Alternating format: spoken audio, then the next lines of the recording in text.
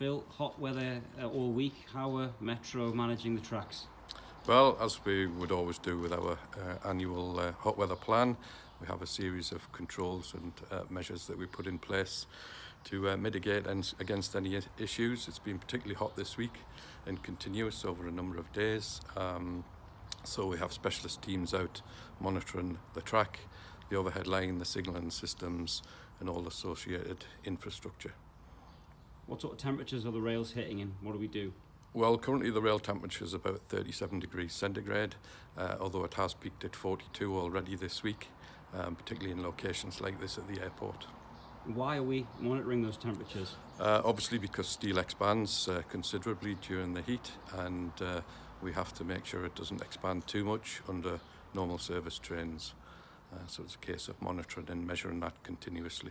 What do we put in place if temperatures get too high? Well, initially we have a certain level of where we put watchmen out on the track. You can see the guys behind me now.